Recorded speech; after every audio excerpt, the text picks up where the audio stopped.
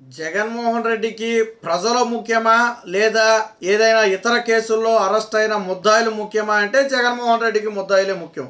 ఎవరైతే దోషులుగా ఉన్నారో వాళ్ళే ముఖ్యం. ఎందుకంటే ఈయన కూడా అవినీతి అక్రమాస్తుల కేసుల్లో 16 నెలలు జైల్లో ఉండొచ్చాడు కాబట్టి జైల్లో ఉన్న వాళ్ళంటే ఈయనకి అమితమైనటువంటి ప్రేమ. అందుకనే ఈరోజు ఎవరైతే మాజీ ఎంపీ నందిగామ సురేష్ ఉన్నాడో ఆయన పరామర్శించడానికి వచ్చాడు. ఆయన ఏమైనా స్వాతంత్రోద్యమం పోరాటం చేసి జైలుకి వెళ్ళాడా ఏంటి? ఎందుకు వెళ్ళాడు జైలుకి? టీడీపీ కార్యాలయం మీద దాడి చేస్తే ముందస్తు బెయిల్ కోసం హైకోర్టుకి వెళ్తే హైకోర్టు చీఫ్ ఇవ్వనని మొహమ్మద్ చెబితే అప్పుడు అరెస్ట్ చేస్తే జైలుకి వెళ్ళాడు. జగన్మోహన్ రెడ్డి ఇక్కడ గత వారం 10 రోజుల నుంచి ప్రజలందరూ కూడా వరదలో ఇబ్బంది పడుతున్నారని వాళ్ళ సోషల్ మీడియాలోనే చెప్తున్నారు. మరోపక్క చంద్రబాబు గారు నిర్విరామంగా దాదాపుగా 9-10 రోజుల పాటు ఇంటికి కూడా వెళ్లకుండా 10 కిలోమీటర్ల దూరంలో ఉన్నటువంటి కరకట్ట ఇంటికి కూడా వెళ్లకుండా ఇక్కడే వరద బాధితుల వద్ద ఉండి సహాయ సహకారాలు అందిస్తున్నారు కదా. జగన్మోహన్ రెడ్డి కేవలం బెంగళూరు ప్యాలెస్లో పడుకుని వచ్చి 2 రోజులు 10 నిమిషాలు డ్రామా చేసి కనీసం చిన్నపిల్లలకు ఒక బిస్కెట్ ప్యాకెట్ కూడా ఇవ్వకుండా ఒక పులిహార పొట్లం కూడా ఎవరికి వైసీపీ పార్టీ నుంచి పంచకుండా మళ్ళీ పక్క రాష్ట్రం పారిపోయాడు. మళ్ళీ ఇప్పుడు తాజాగా మళ్ళీ నందిగామ సురేష్ని పరామర్శించడానికి వచ్చాడు. అంటే నీకు ప్రజలు ముఖ్యమా, నందిగామ సురేష్ ముఖ్యమా? ఎవరు ముఖ్యం జగన్మోహన్ రెడ్డికి? నీ పార్టీ నేతలు అరెస్ట్ అయితే పరామర్శించవచ్చు, నేను తప్పలను, పరామర్శించే హక్కు నీకుంది. బట్ ప్రజలు ముఖ్యమా, నీకు పరామర్శ ముఖ్యమా అంటే నీకు పరామర్శే ముఖ్యం. వరద బాధితులు ఎలా ఉన్నా నీకు సంబంధం లేదు. వరదలు వచ్చిన సమయంలో నువ్వు బెంగళూరు ప్యాలెస్లో ఉన్నావు. కరెక్టే, వరదలు తీవ్రమైనవి, నాకు రాజకీయం చేయడానికి ఉపయోగపడుతుందని చెప్పి 2 రోజుల పాటు వరద ప్రభావిత ప్రాంతాల్లో 10 నిమిషాలు కేవలం 20 నిమిషాలు మాత్రమే జగన్మోహన్ రెడ్డి వరద బాధితుల వద్ద గడిపాడు. ఒక బిస్కెట్ ప్యాకెట్ ఇవ్వలా, ఒక పాల ప్యాకెట్ ఇవ్వలా, ఒక పులిహార పొట్లం ఇవ్వలా, పైగా ఇస్తాను అన్న ₹1 నేటికి ఇవ్వలా కదా.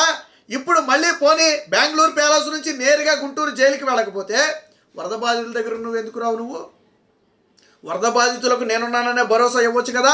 నీ పార్టీ నుంచి ఇస్తానన్న ₹1, ఇదిగో నేను ₹1 చెక్ ఇస్తానని చెప్పాను అనవచ్చు కదా. లేదా నీకు సాయం అయితే నీ పార్టీ నుంచి ఎవరికైనా సహాయ సహకారాలు చేసి ఆదుకోవచ్చు కదా. నిన్నటి వరకు బురద రాజకీయం చేసావు కదా బెంగళూరు ప్యాలెస్లో పడుకుని. చంద్రబాబు నాయుడు చేయట్లేదు, చంద్రబాబు నాయుడు ఇవ్వట్లేదు, చంద్రబాబు నాయుడు చూడట్లేదు, ఈ ప్రభుత్వం విఫలమైంది, చంద్రబాబు నాయుడు కుట్ర, ఇల్లు మునక్కుండా ముంచేసే ప్రయత్నం చేశారు, అమరావతి మునక్కుండా ముంచేసే ప్రయత్నం చేశారు, లేకపోతే ఏబిఎన్ రాధాకృష్ణదే మునక్కుండా ముంచేసే ప్రయత్నం చేశారు, చాలా విమర్శలు చేశారు కదా. మరి ఏమైంది? ఎందుకు చేయలేదు? ఈరోజు ఎందుకు గుంటూరు జైలుకి పరుగు వెళ్ళావు? డైరెక్ట్ బెంగళూరు ప్యాలెస్ నుంచి గుంటూరు జైలు, ఇక మధ్యలో ఏమీ లే. పోనీ జైలుకి వెళ్ళొచ్చిన తర్వాత నువ్వు వరద బాధితులను పరామర్శిస్తావా? ఎందుకు సడన్గా జైలు ప్రోగ్రాంలు పెట్టుకోవాల్సి వచ్చింది? ఎందుకంటే బోట్ల వ్యవహారం బయటపడింది కాబట్టి. అందుకే కదా నువ్వు వచ్చింది. ఏదైతే ప్రకాశం బ్యారేజీని వైసీపీ నేతలకు, ఇటు నందిగామ సురేష్కి, అలాగే వైసీపీ ఎమ్మెల్సీ తలశీల రఘురాం వీరిద్దరి అనుచరులకు చెందినటువంటి బోట్లు కుట్రపూరితంగా ప్రకాశం బ్యారేజీని కూల్చివేయడానికి ఏదైతే ఒక ప్లాన్ చేశారో ఆ ప్లాన్ విఫలమైంది. ఇప్పుడు పోలీసులు కూపీలాగి వీళ్ళిద్దరికీ చెందినటువంటి అనుచరులు ఎవరైతే రామ్మోహనో అలాగే ఉషాద్రి వీళ్ళిద్దరిని అరెస్టు చేసి రిమాండ్కు పంపి విచారిస్తున్నారు. కాబట్టి వీళ్ళు ఎక్కడ నోరు తెరుస్తారో, ఇది ఎక్కడ జగన్మోహన్ రెడ్డి మెడకు చుట్టుకుంటుందో, ఎక్కడ వైసీపీ మెడకు చుట్టుకుంటుందో అనే భయంతో నందిగామ సురేష్ వద్దకు నువ్వు పరుగున వచ్చావు. అవునా కాదా? నందిగామ సురేష్ నిన్న ఇవాళ అరెస్ట్ అవ్వాలా? నువ్వు పరామర్శించాలంటే 1 రోజుల క్రితమే పరామర్శించవచ్చు. నువ్వు వరద బాధితులకి 2 రోజులు 10 నిమిషాలు షో చేసి వెళ్ళిపోయినప్పుడే పరామర్శించి నువ్వు బెంగళూరు ప్యాలెస్ వెళ్ళొచ్చు. కానీ ఎందుకు ఇప్పుడు మాత్రమే పరామర్శకు వచ్చావు? ఉన్నట్టుండి సడన్గా ఎందుకు ప్రోగ్రాం ఫిక్స్ అయింది? మొన్న చంద్రబాబు గారు బోట్లు పరిశీలించారు, ఆల్రెడీ అదుపులోకి తీసుకున్నారు, నిన్న ప్లాన్ చేసుకుని ఈరోజు వచ్చేసాడు. ఎందుకు? బోట్ల వ్యవహారం బయటకు రాకూడదు. మరి ఇప్పుడు చెప్పండి, జగన్మోహన్ రెడ్డికి ప్రజల ప్రాణాలు ముఖ్యమా, ప్రజల స్వంతన ముఖ్యమా, లేదా జగన్మోహన్ రెడ్డి రాజకీయాలు ముఖ్యమా అంటే జగన్మోహన్ రెడ్డి రాజకీయాలు ముఖ్యమే. అంటే మనం ఇప్పుడు కొత్తగా మాట్లాడుకోవాల్సిన అవసరం ఏమీ లేదు. 5 ఏళ్ల పాటు రాష్ట్ర ప్రజలు చూశారు, జగన్మోహన్ రెడ్డికి రాష్ట్ర ప్రయోజనాల కంటే వ్యక్తిగత ప్రయోజనాలే ముఖ్యమని భావించారు. కాబట్టే మన ప్రతిపక్ష హోదా కూడా ఇవ్వాలి. 5 ఏళ్ల పాటు అధికారంలో ఉండి జగన్మోహన్ రెడ్డి కేంద్రంతో సఖ్యతగా ఉంటున్నామని చెప్పి ఏం చేశాడు? రాష్ట్రానికి ఏమైనా తెచ్చాడా? ఈరోజు చంద్రబాబు గారు మొదటి 3 నెలల్లో తెచ్చిన దాన్ని జగన్మోహన్ రెడ్డి 5 ఏళ్లలో కూడా తీసుకురాలా. ఎందుకు? కేసుల మాఫీ కోసం సాగిలపడ్డాడు. మీ రాష్ట్రానికి మంచి కావాలా, నీ కేసులు మాఫీ కావాలా, నా కేసులు మాఫీ కావాలా? అటు వివేక హత్య కేసు దగ్గర మొదలు పెడితే, ఈయన అవినీతి అక్రమాస్తుల కేసుల దగ్గర మొదలు పెడితే 1 కాదు 2 కాదు అనేక కేసులు ఉన్నాయి. కాబట్టి వాటి నుంచి బయటపడటానికి ప్రతిసారి కేంద్రం వెళ్ళటం వాళ్ళ కాళ్ళ మీద పడటం. ఈ వివేక హత్య కేసు జగన్మోహన్ రెడ్డికి చాలా ఎక్కువ ఇబ్బంది చేసింది. ఎందుకంటే అది ఉరుకు వివేక హత్య కేసు ఎప్పుడైతే స్పీడ్ అందుకుంటుందో అప్పుడు ఢిల్లీ పరిగెత్తేవాడు, కేసు స్లో అయ్యేది. మళ్ళీ స్పీడ్ అందుకుంటే మళ్ళీ ఢిల్లీ పరిగెట్టేవాడు, మళ్ళీ కేసు స్లో అయ్యేది. అంటే రాష్ట్ర ప్రయోజనాలు తాకట్టు పెట్టి నిన్న మొన్నటి వరకు జగన్మోహన్ రెడ్డి తనను తాను కాపాడుకున్నాడు. ఇప్పుడు ప్రతిపక్ష హోదా కూడా లేకపోవటం, 3 పార్టీలు కూడా కూటమిలో ఉండి జగన్మోహన్ రెడ్డికి సహాయ సహకారాలు అందకపోవడంతో ఏం చేయాలో తెలియని పరిస్థితి. చంద్రబాబు గారు ముఖ్యమంత్రి అయ్యి 4 నెలలు కూడా గడవక ముందే జగన్మోహన్ రెడ్డి ఆక్రోషం ఆగట్లా. నేను ముఖ్యమంత్రి పీఠం ఎక్కాలి అంటే 5 ఏళ్ల పాటు ప్రజల్లో ఉండి పోరాడి ప్రజలు తీర్పిస్తే నువ్వు ముఖ్యమంత్రి అవ్వు, తప్పులేదు.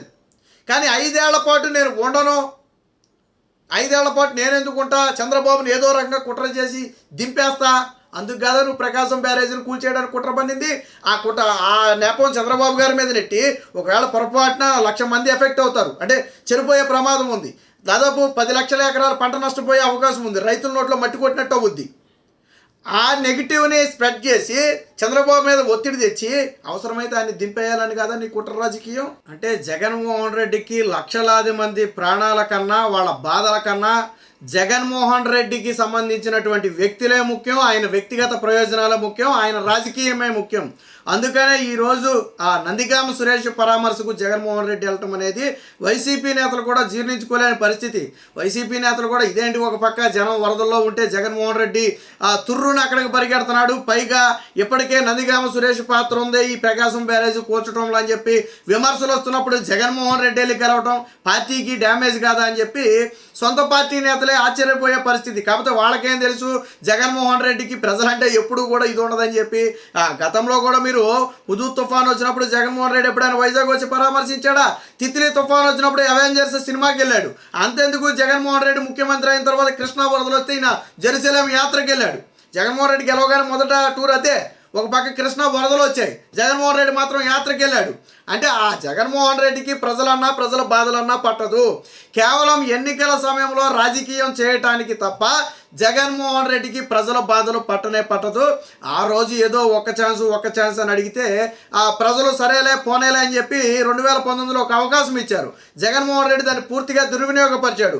ఒక రైతులు లేరు, యువత లేరు, మహిళలు లేరు, ఉద్యోగులు లేరు, ఏ వర్గం కూడా జగన్మోహన్ రెడ్డి పాలనలో సుఖంగా సంతోషంగా లేరు. కాబట్టే మొన్న 2024 ఎన్నికల్లో ప్రతిపక్ష హోదా కూడా జగన్మోహన్ రెడ్డికి ఇవ్వాల. అయినా అప్పుడు జగన్మోహన్ రెడ్డికి ప్రజలన్నా కూడా కక్షే.